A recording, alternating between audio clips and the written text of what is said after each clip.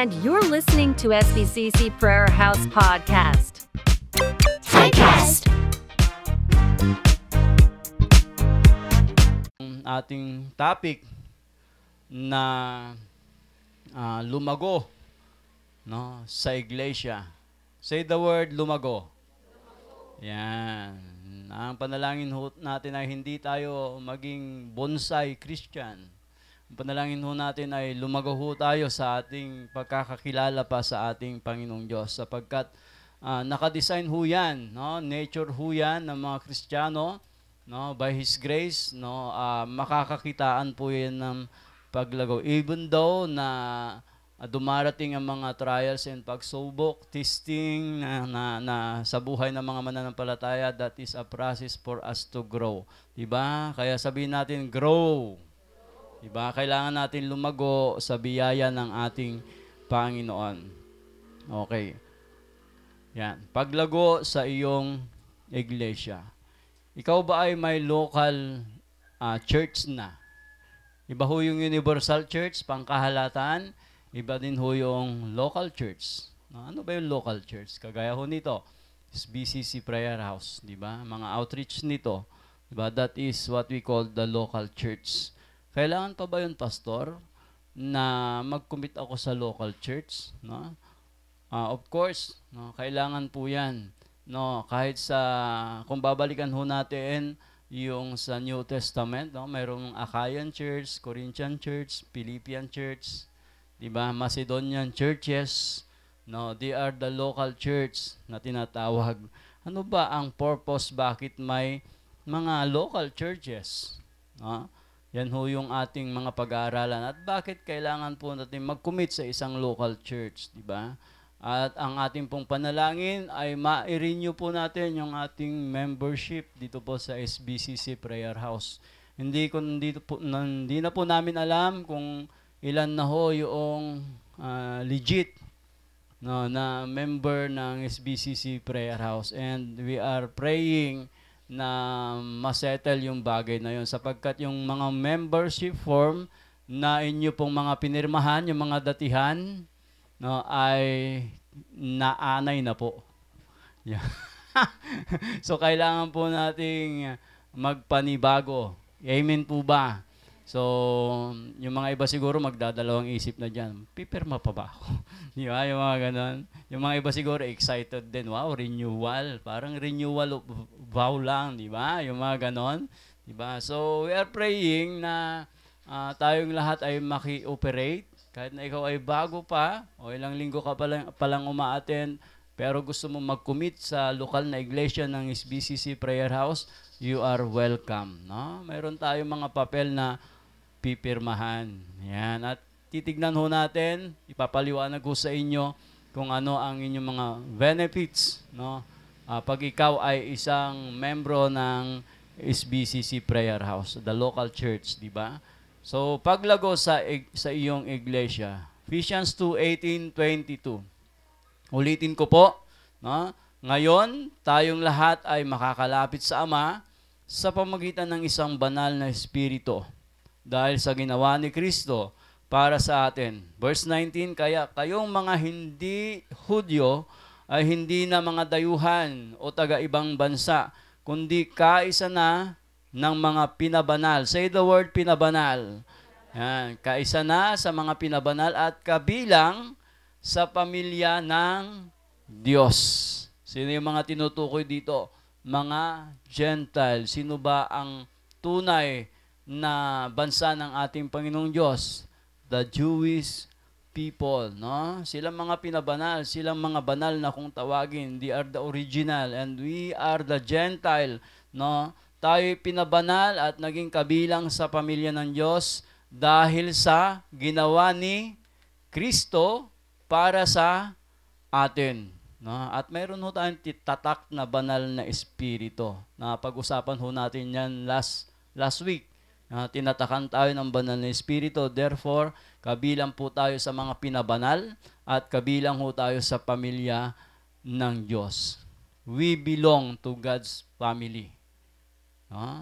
Yan. 20. Tayo mga mananampalataya ay katulad ng gusali. Sabihin nga natin, gusali. Yan. Na ang mga haligi ay ang mga apostol. Sino raw yung mga haligi? Apostol at mga propeta. At sino naman ang pundasyon? At ang pundasyon ay si Kristo. Tignan mo natin yung gusali, no? At haligi, no? Ang mga apostol at mga propeta, at ang pinakapundasyon noon ay si Kristo. Mayroon pa bang ibang binanggit na pundasyon dyan? Binanggit ba si Pedro? Binanggit ba si Pablo? Hindi naman, di ba? Wala siyang ibang binanggit na pundasyon, kundi binanggit ni Pablo, Apostol Pablo, na si Jesus Christ lamang ang pinakapundasyon ng lahat. And verse 21, sa pamamagitan ni Kristo, ang lahat ng bahagi ng gusali, no, ay nagkakaugnay-ugnay at nagiging isang banal na templo ng Panginoon. Galing, no? At dahil kayo ay nakay Kristo, sino ang mga nakay Kristo rito? Di ba? Sabi niya rito, bahagi na rin kayo. Wow! Nitong gusaling itinatayo. Ibig sabihin, under construction. Tama? Pag sinabing nakatayo na, tapos na. Pero ang word na ginamit dito, itinatayo. No? Ibig sabihin, hindi pa tapos ang ating Panginoong Diyos sa bawat buhay natin. Amen? Meron pa siyang mga inaayos, meron pa siyang nire-repair. No? Subalit, sa mga repair na yon, no? Sa new things na ibinibigay ng ating Panginoong Diyos, bahagi tayo, no? Sa gusaling ito na itinatayo ng ating Panginoong Diyos. Kung saan, sabi niya rito, sino ang nananahan? Ang Diyos sa pamamagitan ng kanyang Espiritu. So, ang tinutukoy dito, hindi ho yung church building. Ang tinutukoy dito, tayo. Diba? Mga mananampalataya. Amen. Diba? Ikaw ba'y mananampalataya?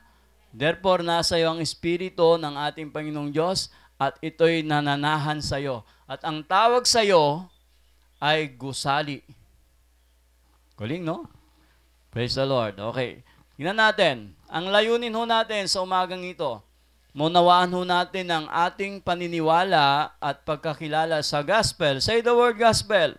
Mabuting balita ho yan, ha? Sorry for small word. Yeah. Maliit lang kasi. Yan, dapat malaki yan. Ha?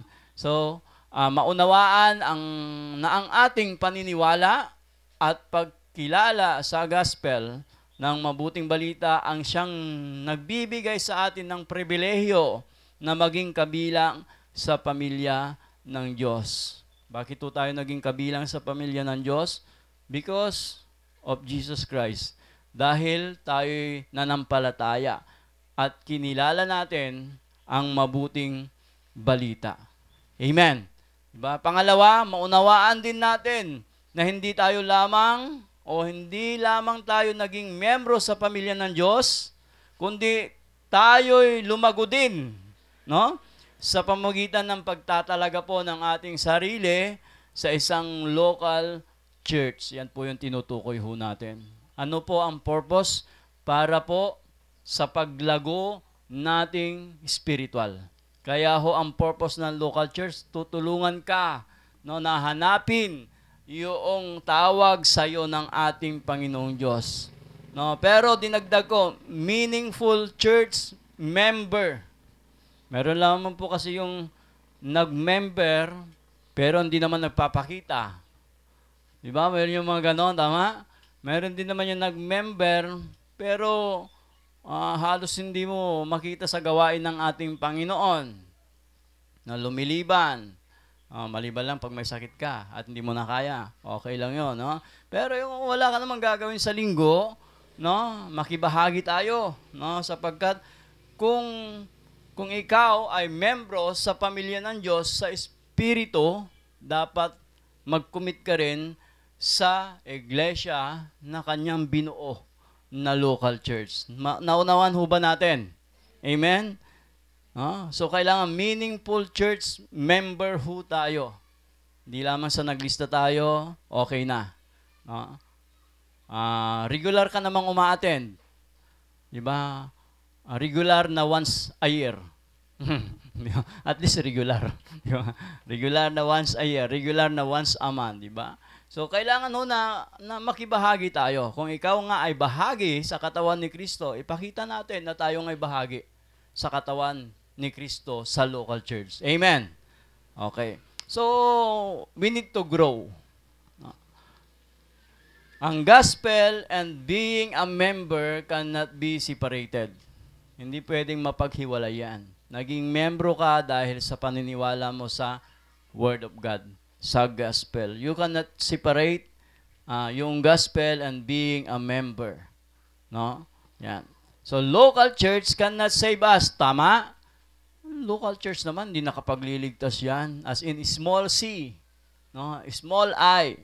Hindi siya nakapagliligtas. Hindi tayo yung church na pumasok ka sa SBCC Prayer House at maliligtas ka. No, sapagkat ang kaligtasan ay nasa SBCC Prayer House lang. Hindi ho tayo ganon ang paniniwala. No? No? Local church cannot save us, but local church can help us to find our ways in serving God by His grace. No, matutulungan ho tayo ng local churches. Ako, kung hindi ako nag-commit sa biyaya ng ating Panginoong Diyos, wala po ako rito sa biyaya ng Panginoon. Wala naman po akong balak magpastor. No, ang balak ko lang tumugtog, magpa-cute. Yan, ganan. Di ba? Pero wala akong balak na tumayo rito sa harap. Di ba? Sabi ko, kung mayroon kang ilalagay, Panginoong Diyos, siya na lang. Pero hindi ko inaasahan na tawagin ako ng Panginoong Diyos at mahanap ko yung purpose niya sa aking buhay. At ang laking tulong ng local church. Amen? Diba? Kaya mga cell leader, cell member ng SBCC Prayer House, no? Ang success, no, ay hindi sa atin. No? Ang nagpapalago sa iglesia ay ang ating Panginoong Diyos. But the local church, no, can help us to find your talent, to find your skills para mag-serve sa ating Panginoong Diyos. Pastor, kahit ako ba? Pwede. Wala pa akong talent. Bahagi po pa ako dyan. Oo, bahagi ka, kapatid. Sinong nagsabing ang tao ay walang talent? Mayroon. Diba? Tignan mo yung katabi mo. May talent yan. May skills yan. Tama? At bahagi yan sa biyaya ng ating Panginoong Diyos. Yun ngang matulog during worship, talent yan. Joke lang ako. Di ba? Tingnan mo yung katabi mo. Tulog na ba? Talented yan. May talent yan talaga. Okay. Woo! Yan. So, yun. May bahagi tayo. Pastor, kahit ako, napasaway. Oo, bahagi ka kung ikaw ay nanampalataya, bahagi ka sa katawan ni Kristo. Amen. Ang tanong ko, ikaw ba naglagay sa sarili mo o siya? Siya. Di ba? Hindi ikaw. Kung ikaw lang masusunod, ayaw mo eh. Amen? Katulad ko eh, di ba? Yon. We have all the access to grow. Mayroon ho tayong paraan para lumago. Yan po yung unang points natin. Ito lang may title tayo. Grow in your church. Diba? Yun, ito na yan. We have all the access to grow. Verse 18. Ngayon, tayong lahat ay makakalapit. Say the word makakalapit. No, sa ibang word, access. Now we have the access. Sabi niya, no? Ngayon, tayong lahat ay makakalapit sa Ama sa pamamagitan ng iisang banal na Espiritu. Ilan daw ang banal na Espiritu? Iisa, hindi 10, hindi 14, no? Kundi iisa, no? Dahil sa ginawa ni Kristo para sa atin. In this verse, we have all the access. Tignan ninyo, Trinity. Ngayon, tayong lahat ay makakalapit kanino? Ama, sa pamamagitan ng banal na Espiritu, dahil sa ginawa ni Kristo. That is Trinity. Tatlo. Amen? Diba? Lahat ng link pwede natin buksan. Lahat ng link para sa paglago pwede natin i-access. Amen? Ganyan ang pagpapala ng mga nasa bahagi ng katawan ni Kristo. lahat ng paglago ay mayroong paraan at ibinigay na ho niya ang lahat ng access for us to grow. No? Amen. Sabihin natin, grow. Yan. Kaya ang panalangin ho natin ay lumago, not only in numbers, kundi lumago tayo sa lahat ng aspeto ng ating buhay. Amen. Sabi nga niya, purihin natin ang Diyos at Ama ng ating Panginoong Hesukristo dahil sa pakikipag-isa natin kay Kristo. Ano ang ibinigay niya? Ibinigay niya sa atin ang ilan, sabi ba niya? Hindi. Sabi niya rito, ang lahat ng pagpapalang spiritual, lahat ng access natin, no, ay ipinagkaloob niya. Lahat ng mga pagpapalang spiritual. Mula saan? Sa langit. Bago pa man niya likhain ang mundo, pinili na niya tayo. Tapikin mo yung katabi mo, pinili ka na ng ating Panginoon. Yung mga iba kasi, no, pinilit. Yung mga iba, tinopak. Tinulak, yung mga ganon. Pero tayo, ang ating Panginoon Diyos, sabi niya, He encouraged us sa kanyang salita. Sabi niya, pinili na niya tayo para maging banal at walang kapintasan sa paningin niya. Hirap intindihin yung maging banal, no? Para bang, ito ba yung pagpasok mo sa church, walang ingay dapat, dapat silence. Diba? Yung mga banal, no? Parang hirap ispilingin to. Tapos pag sinabi mong banal, dapat ang suot mo puti. Diba? Dapat hindi makita yung sakong mo. Kahit yung kuko mo napatay. Sa paa, dapat hindi makita. Ganon ba ang pagiging banal? Diba? Ang pagiging banal na tinutukoy dito ay separated. We are separated. No?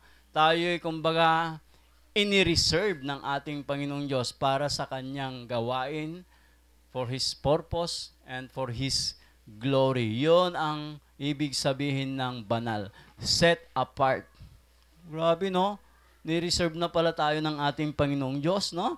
Para sa mga banal at hindi lamang maging banal, walang kapintasan sa paningin niya. Maaring may mga kapintasan tayo. Hindi ito Ilocano, no? Tagalog po ito. Maaring may mga kapintasan tayo. Tignan mo yung katabi mo, no? May kapintasan lahat, no? In attitude, in behavior, mayroon ho tayo. Pero sa harapan ng ating Panginoon Diyos, sabi niya, at walang kapintasan sa paningin niya. Paano nangyari yon, Pastor? Yan din ang sagot. Dahil sa pag-ibig niya. You know? Ephesians chapter 1, verse 3. Yan. And napag-aralan ho namin ito, Bible study. So sa biyaya ng ating Panginoong Diyos, tapos na po namin yung Hebreo at nag-umpisa na po tayo sa Santiago. Yan. Kilala ho ninyo si Santiago? Taga-Solar. Taga-Balaok. Joke lang. Sabi niya sa Hebreo 13:21, kinote up ko lang ito kasi ang ganda ho ng passage na to. Naway ipagkaloob niya sa inyo ang lahat ng kailangan ninyo upang maisagawa ang kanyang kalooban. No? All things that we need. No? Ang prayer natin, ipagkaloob niya sa atin. Sa pamamagitan ni Kristo ay gawin niya sa atin ang nakakalugod sa Kanya. Papurihan nawa si Kristo magpakailanman. Amen. Say the word, Amen. Palakpakan nga natin ang ating Panginoon. Diba? Pangalawa, we have the place to grow. Meron tayong, kumbaga, lugar para sa paglago. Pastor, hindi na ako lalago. Ganito na lang ako. Hindi. Huwag mong sabihin niyang kapatid, no? Okay na ako dito, Pastor. Kontento na ako. No? Actually, ang pag-upo, ministry yan. May hirap umupo. Ako nga, nahihirapan na eh. Basta ito pag may tinitiis ka na maganda at maayos sa kalooban ng ating Panginoong Diyos, ministry yan. Yan. Kung ang ating mga senior citizen, minsan hindi na makatagal sa pag-upo, di humiga na kayo. Joke lang. talagang magtiis tayo, di ba? Pagtitiis yan eh. Pero that is a place to grow. Lugar yan para sa ating paglago. No? Wag ho nating limitahan kung ano ang pwedeng gawin ng ating Panginoong Diyos sa ating buhay. Say the word, level up. Di ba? Yan ho yung ating panalangin. Verse 19, kaya kayong mga hindi Hudyo ay hindi na mga dayuhan o taga-ibang bansa. So, sino ang tinutukoy dito? Katulad ng sinabi ko kanina, mga Gentile. Sabi niya, dati kayo'y mga taga-ibang bansa, taga-ibang lugar, you are strangers, di ba? Wala kayong meme dito sa amin. Kami ang mga pinili. Pero kayo, di ba? Na di Hudyo ay hindi na dayuhan. Grabe, no? We are not a stranger anymore. Kaya yung katabi mo, no? Kahit na bagong saltahin na mananampalataya, hindi na yan bago. Hindi na yan stranger. Kapamilya yan. Amen? Kundi kaisa na ang mga pinabanal at kabilang sa pamilya ng Diyos. Say the word kaisa. Kundi, ibig sabihin, pinag-ugnay, pinaglapit, pinagkaisa, united in Christ. No? Pinagkaisa tayo at pinabanal at kabilang sa pamilya ng Diyos. Tatlong bagay dyan, di ba? Pinagkaisa, pinabanal, at ibinilang sa pamilya ng Diyos. Grabe, no? So, wag ho natin sabihin, we have no place to grow. Mayroon. Na wag ho tayong manatili sa isang maliit na plat lamang. Wag tayong ma-stuck sa 4 na corner ng ating simbahan. Diba? Kung minsan, na-stuck tayo eh. Sino dito mahilig magkulong sa kwarto? Halos araw-araw nasa kwarto na lang, nagkukulong. Nandun lang siya sa 4 na sulok ng wall ng kanyang, wall na nga, sulok pa, no? ng kanyang bahay. No? So, hindi tayo ho ganon. Hindi tayo limited for our resources to grow. Marami ho tayong access and we have a place to grow. May lugar pa tayo para lumago. So, tapikin mo yung katabi mo. Magle-level up ka pa.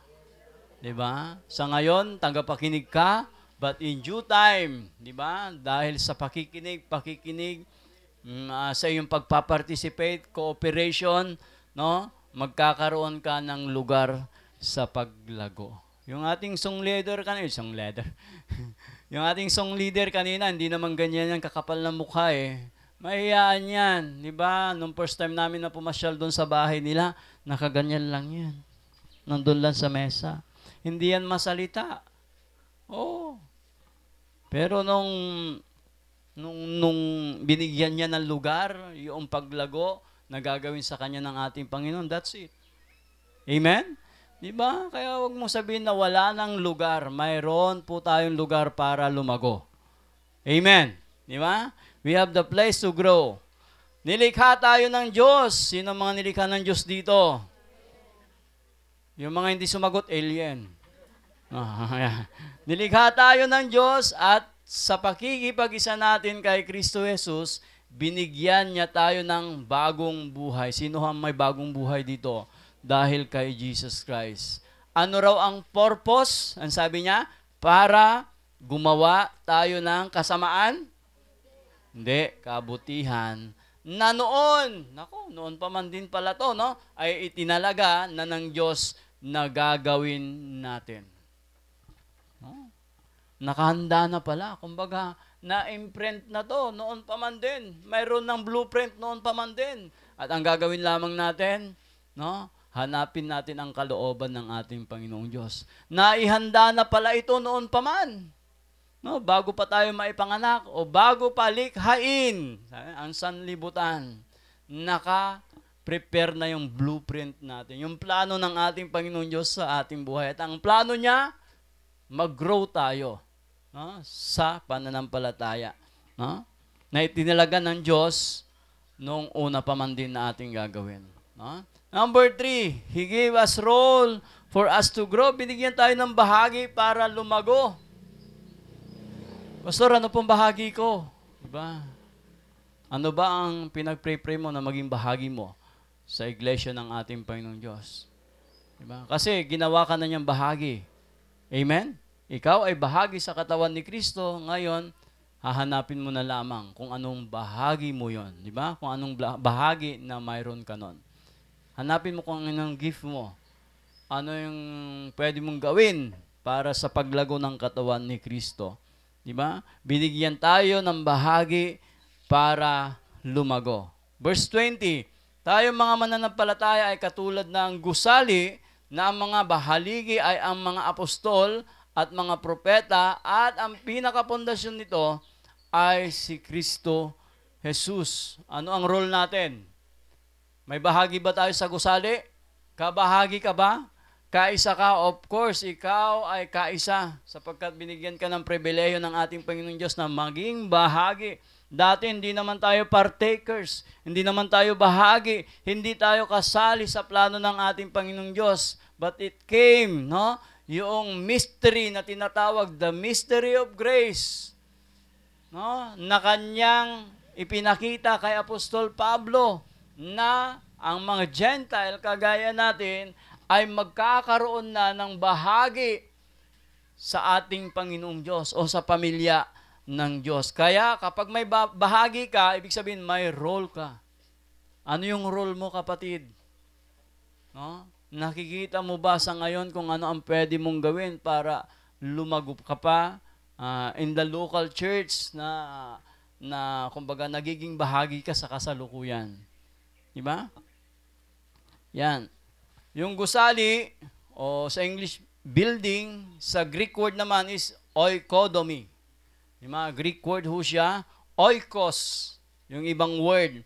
Nang ibig sabihin is structure, o di kay construction, o di kay edification. Ibig sabihin ng gusali, pinapatibay siya, no?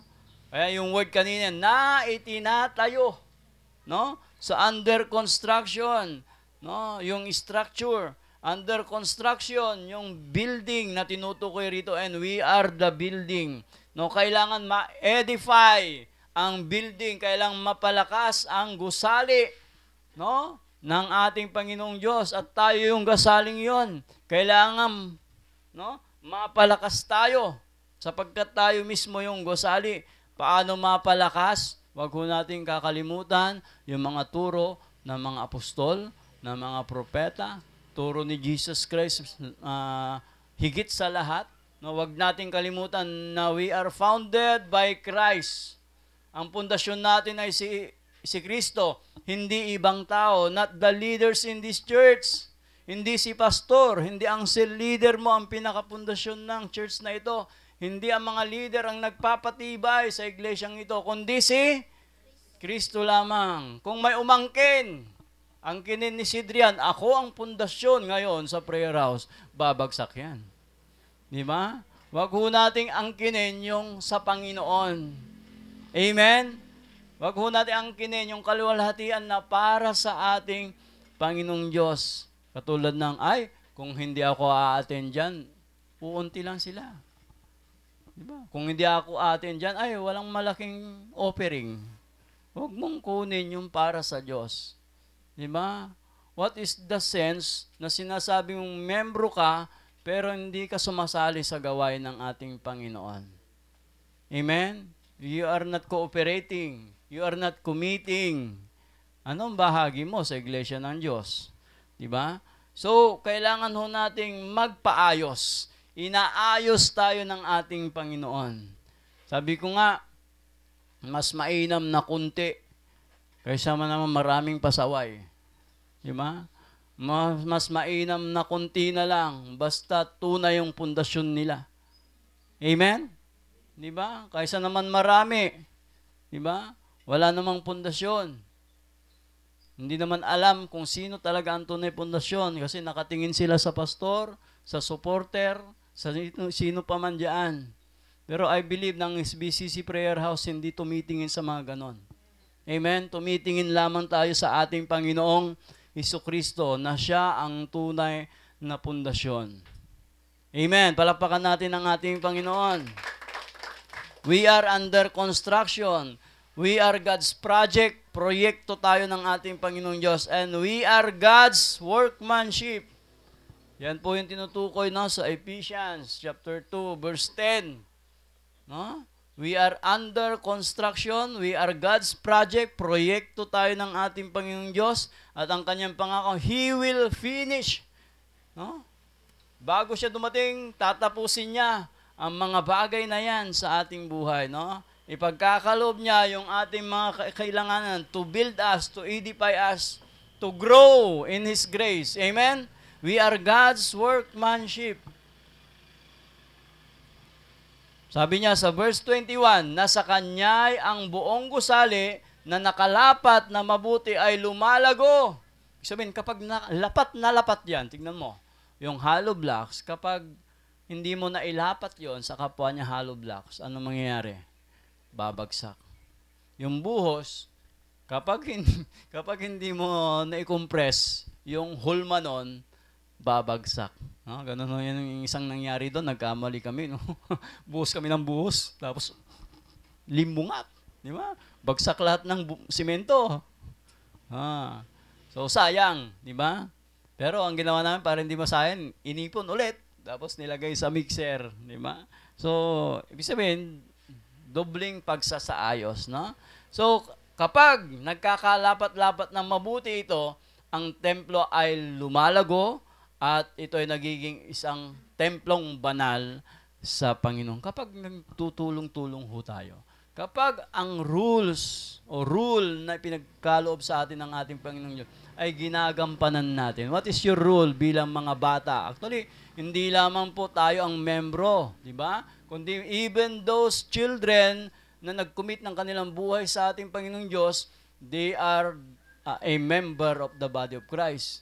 Diba? O bilang bata, may mga bata tayo rito. Ito yung pinakabata dito yata. Pero 62 years old na to eh.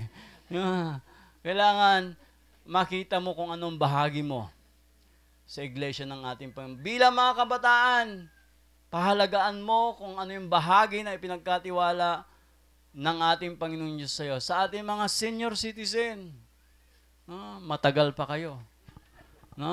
Marami pa tayong pagsasamahang paglilingkod sa ating Panginoon. Amen? Diba? Maaring sumasakit ng mga kasukasuhan, may malabo na ang mata, may hindi na makakain dyan. Diba? Kasi, ganun talaga eh. Medyo mahina na yung pandinig. No, pero let us enjoy kung ano man yung bahagi na ipinagkaloob sa atin ng ating Panginoong Diyos.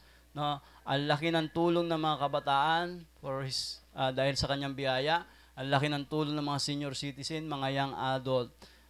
Sabay-sabay tayo mga kapatid. Mag-cooperate tayo, participate. No? As we love God, we must love the church also. Hindi pwedeng, sabi mo, mahal ko ang Panginoon, pero hindi mo mahal ang iyong local church. And hindi mo mahal yung katabi mo. Di ba? So, kapag nagkakalapat-lapat, lumalago ito, at nagiging isang matibay. Nagiging, kumbaga, kapakipakinabang. Amen? At ito ay nagiging isang templong banal sa Panginoon. Mayroon yung kanta eh. Luubin mo ang buhay ko eh. Maging banal mong tahanan, luklukan ng iyong wagas na pagsinta. That is our prayer. Amen? Na gawing banal ang ating buhay, pinapaging banal at maging luklukan ng kanyang wagas na pagsinta. Daluyan. Amen? So, yun. So, tandaan natin, ang sinasabi ng verse na ito, without Christ, no church. Amen? Without Christ, no ministry. Kung wala si Kristo, wala ka ring ministry. Wala tayong ministry. Walang church kapag wala si Kristo. Amen? Wala si Kristo, wala tayong access. Without Christ, we have no place to grow. Wala tayong rule. Wala tayong bahagi sa katawan ni Kristo kung wala si Kristo. At higit sa lahat, wala tayong kaligtasan kung wala si Kristo. Kaya, do not brag. Wala tayong maipagmamalaki sapagkat without Christ, we can do nothing. Wala tayong magagawa. Amen? Kaya as a part of this body, present natin yung ating sarili. Commit. Di ba? Maglaan talaga tayo ng oras para sa pagsamba no, sa mga gawain, sa ministry, maglaan talaga tayo kasi if we are truly a part of the body of Christ, no, pangangatawanan mo rin yan sa local church ng ating Panginoong Diyos. Amen? We have the strongest foundation, that is Jesus Christ, a firm foundation, and we have a living hope. Sigaw nga natin, Jesus, 1, 2, 3, go. Jesus! Diba? Si Jesus, ang pinakapundasyon ng iglesyang ito. Oh, tumatawa.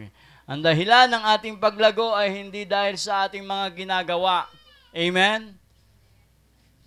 Masipag po kasi ako, pastor. Kaya lumalago ako. No? Very attentive po kasi ako, pastor, kapag nakikinig, nagsasalita si pastor sa harap. Lahat po yan, included ho yan, kasama ho yan. Pero ang paglago ay hindi dahil sa ginawa mo. Ang paglago ay oportunidad na ipinagkalob sa'yo ni Kristo kasi bahagi ka niya. Without Christ, walang paglago. Amen? Di ba? So, ano ang ibig sabihin mo, pastor?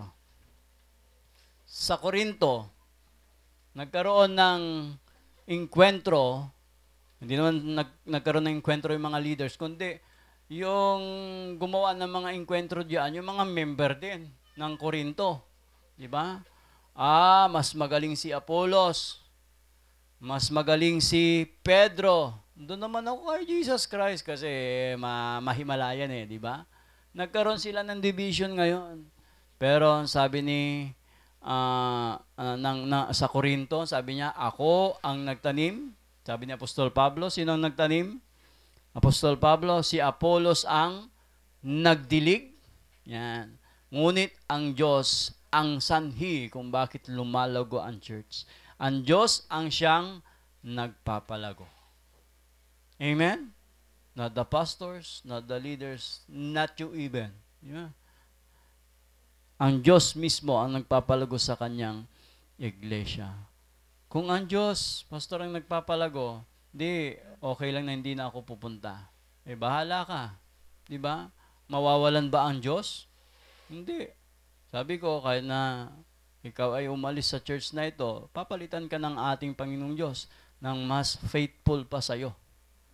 Di ba? So, basta, tandaan natin, hindi tao ang nagpapalago sa kanyang iglesia, kundi ang Diyos mismo. Instrumento lamang niya ang tao, ang mga leaders, na taniman ka ng salita ng Diyos at diligan ka naman ng ibang mga mananampalataya o mga leaders. Ano pat walang anuman ang nagtatanim, pero sabi, pero baliwala lang yan. No? Ni ang nagdidilig, hindi yan ang mahalaga eh.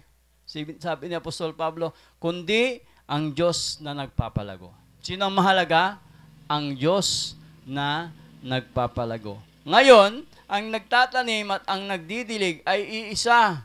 Ngunit, ang bawat isa ay tatanggap ng kanyang sariling kagantihan ayon sa kanyang sariling pagpapagal. Sapagkat tayo ay mga kamanggagawa ng Diyos.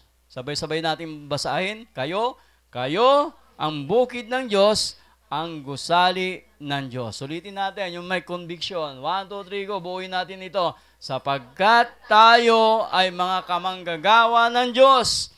Kayo ang bukid ng Diyos, ang gusali ng Diyos. Yan ang ating identity. Diba? Tayo'y bukid ng Diyos. Kaya tinatamnan niya tayo ng mga magagandang word of encouragement. Tayo gusali ng Diyos, kaya marami siyang nire-repair sa atin.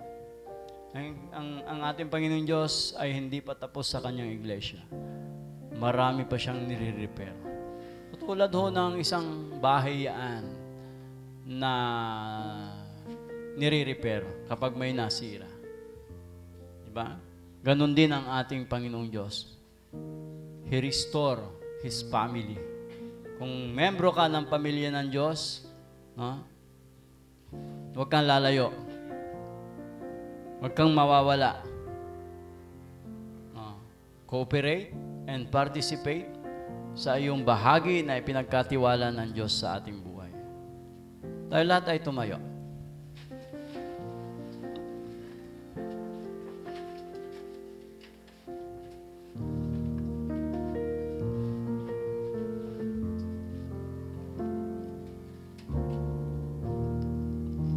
Let us pray. Manaming Diyos, kami po nagpapasalamat sa oras na ito na kami po inyo pong tinuruan sa pamagitan ng iyong mga salita. We truly, Lord, minsan nakakalimutan po namin na kami pala ay bahagi ng iyong iglesia. Kami pala ay bahagi ng iyong katawan. So forgive us, Lord, kung mayroon po kami mga pagkakulang. And we pray na tulungan niyo po kami na anuman po ang mga pagkukulang namin sa iyong iglesia ay we are humbling ourselves. Repair us, O God. Ayusin mo po ang aming puso. At ang aming kaisipan nawat kaunawaan ay lumalim pa pagdating sa pagiging pamilya mo, Panginoong Diyos. Na amin pong gampanan ang bawat bahagi namin. Sapagkat ang mga bahaging iyon na pinagkaloob mo ay hindi naman po iyon dahil sa aming sariling gawa, sariling sikap, kundi ito po'y inilaan mo sa amin, Panginoong Diyos, bilang iyong pagmamahal sa amin, Panginoong Diyos. You gave us the privilege and opportunity to be a part of your family, Panginoong Diyos, through your Son, Jesus Christ, and of course, the help of your Holy Spirit. Panginoon, dalangin nawa namin na lumago po kami sa lahat ng aspeto ng aming buhay. Of course, higit sa lahat ang aming spiritual na buhay, Lord. Naway paglaanan po namin, mag-commit po kami, mag-participate, mag-cooperate, Panginoon Diyos, sa mga ministeryo na pinagkatiwala mo po. Sapagkat kung ang mga ministeryong ito ay papabayaan namin, Panginoong Diyos, ano po ang bahagi namin? Parang hindi po namin naunawaan ang pagiging bahagi ng pamilya ng Diyos. Pero thank you, Lord, sapagkat amin pong narinig ito na binigyan mo po kami ng kahalagaan to be a part of this community, to be a part of this ministry, to be a part of this loving church of yours, Panginoon. Salamat po, Panginoon Diyos. Dalangin naman namin na ang paglago sa iglesyang ito ay makita sa pamagitan ng iyong biyaya. Tulungan niyo po kami, Panginoon Diyos, na hindi ho namin makalimutan na ang cause, Panginoon Diyos, ng paglago ng iglesyang ito ay not of us, but ikaw lamang, Panginoon Diyos. You're the cause of everything kung bakit may SBCC Prayer House. Thank you, Lord. Salamat, Panginoon Diyos. Samahan niyo po kami sa aming paglago, sapagkat sa paglago, there are so many process, Panginoong Diyos, na pagdadaanan namin. Maraming mga struggles, Panginoon. But Lord, we take heed, Panginoon. Kami po'y magpapatuloy, Panginoon Diyos, even na maraming trials for our growing, Panginoon Diyos. Maski ano pa man yung mga bagay na dapating, Panginoon Diyos, tulungan niyo po kami nang mag-focus sa aming paglago. At lalago lamang po kami, Panginoon Diyos, kung kami ay magkakaroon ng pagkakataon, Panginoon Diyos, na mailaan ang aming buhay bilang bahagi ng pagmiministeryo. Tulungan niyo po kami, Panginoon Diyos. Salamat as you gave us the opportunity to be your family, O God, spiritual family. Bilang mga family din, as dito sa local church, nawa po, Panginoon Diyos, ay pagigtingin mo yung aming pagsasamahan, yung aming pagtutulungan, yung aming pag-ibig, pag-iibigan, Panginoong Diyos, na ang pinaka-source nito ay Ikaw, Panginoon. Thank you, Lord, for giving us the opportunity to listen to your word. Thank you, Lord. Ikaw ang mapapurihan sa umagang ito. Ikaw lamang, wala nang iba. Sa pangalan ni Jesus na Panginoon tagapagligtas, ang lahat ay magsabi ng Amen. Palapakan po natin ang ating Panginoon.